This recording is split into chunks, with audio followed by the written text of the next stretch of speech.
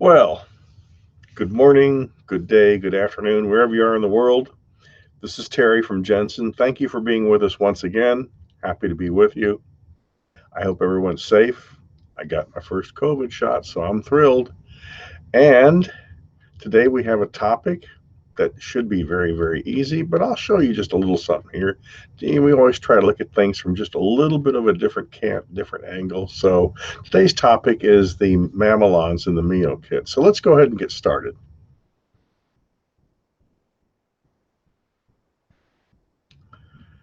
So the Mamelon fix explored. So there are only 3 Mamelons in this kit. And of course, you can use any color you want. But in this kit, we have the pumpkin, the coral, and the wheat. And you can see the pumpkin is quite intense, and the coral is one I use most times, but the wheat is probably the most intense of all. It's hard to believe the lightest one would be. So you can see I have my 6-inch applicator sticks with a magic marker and the crowns on them. And there's the coral that I normally have in my kit because it's my favorite. There's the wheat, and there's the pumpkin. Now, the pumpkin's pretty strong, but I got to tell you, they're all strong because of their opacity.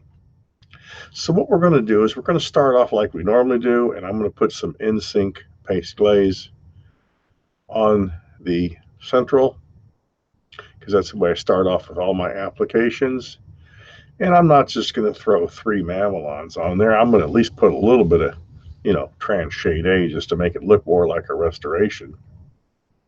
Although this shade we see here is probably more in line with what our patients want nowadays. So we're going to check our in-sync paste glaze application in the light. We roll it in the light to see if we don't have any dry areas.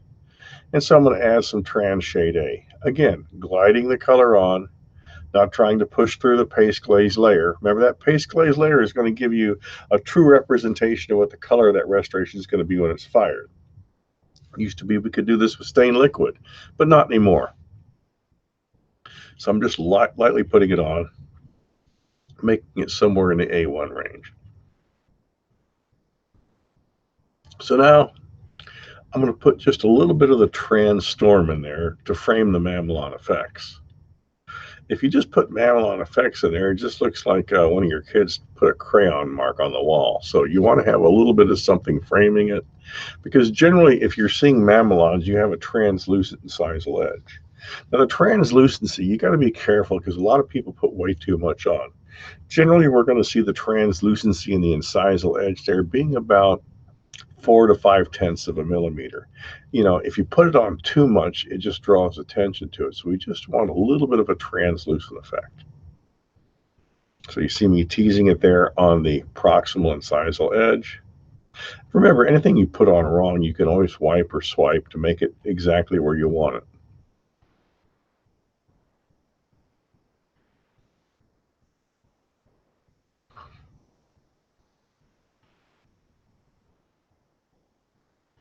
Of course, what I see with my eyes is different than what you see with the camera because of lighting. So I'm looking for a very translucent effect. Sometimes it's really tough to match what you see with the lighting. So the application of the Mamelon coral without a vertical storm line. So, I have no contrast there, but I'm putting the coral in there.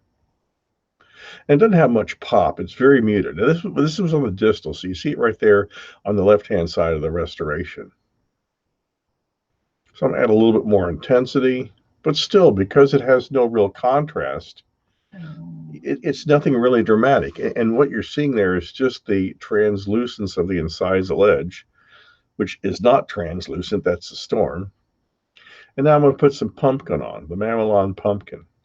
Now, the pumpkin has a lot of intensity to it. It's a dramatic color. But if you don't have any contrast except for the incisal edge, it just really doesn't stand out that much. So while being a more intense hue, it could be more dramatic, give it a little pop. We always talk about the pop, making it stand out, making it look vital. So there we have the pumpkin on the right side and the coral on the left side. So now, with the addition of a thin vertical line of storm, I'll add a little contrast. So this is like a lateral segmented buildup, but when you get colors against a different a contrast, it's going to make it stand out. It's kind of framing it so it is say, hey, look at me. So now I'm taking Storm and putting it next to the pumpkin. And you can see just by the addition of those two fine lines, notice the contrast to the Mamelon application. So this is what I'm saying. We have three Mamelon effects, but even if you wanted to do like the shade D or any of the other colors in the kit, you could, if that's what you see in a picture you get from your practitioner. So now I'm going to add a little bit of the storm line first. And this is where I normally I put the storm on first and then I frame the Mamelon in there afterwards. But I was just showing you a different way of doing it. So here's the wheat. And while the wheat's the lightest, you think, oh, well, that's light. It won't show up much. Well, it's got some power. And you got to be careful not to get the wheat too strong. Of course, it also probably has the most contrast against the storm. So it stands out. And you remember, if you put these on and you find them too intense, you can always clean your brush, wipe the water out of it, put a little glaze liquid in it, and you can move it around. So you can always adjust the intensity or the position of the Mamelons or the contrasting colors. So here I'm going after that wheat because the wheat's kind of strong. Now the wheat looks a little white in here because of the lighting, but it's got a little bit of a light pastel kind of a yellowish color to it. Here I'm going after the pumpkin, thinning it out just a little bit. Remember, an internal effect, if it's seen from more than about 3 feet away, it's called a mistake. So the final Mamelon application with adjacent contrasting colors in different lighting. So what I'll do is I'll turn the light down a little bit. I'll adjust the angle of the restoration here. And you can start to see we're trying to make it a subdued effect that while you can see it, you only see it in the right lighting. And you can see the storm past the tips of the Mamelons. And that's what we're looking for. You just want like little lobes there. So the addition of a little halo spring to frame the incisal edge. Now you don't want to thin down the spring too much because if you thin it down too much, it doesn't have the same effect. So I keep it a little bit tacky. So it's kind of like, when you use a hot glue gun where it strings on you. And if you do that, you're going to find it's going to stay right where you want it. And all we're looking for really is kind of a glow, because a halo is nothing more than the light refraction through the angle of the incisal edge. And any final adjustments, you can make them there. And you can see the translucence, you can see the halo. If you need them more intense or less intense, now's the time to do it, because once you bake it, this is a ceramic layer. It's 80% ceramic compared to stains, which are 20% ceramic. This isn't going to wear off, and it's not going to come off easily with the sandblasting. So get them exactly where you want them. Now, the guy doing this crown here is just messing around with it. But, I mean, we all do this. If you have 5 minutes, you play with it 5 minutes.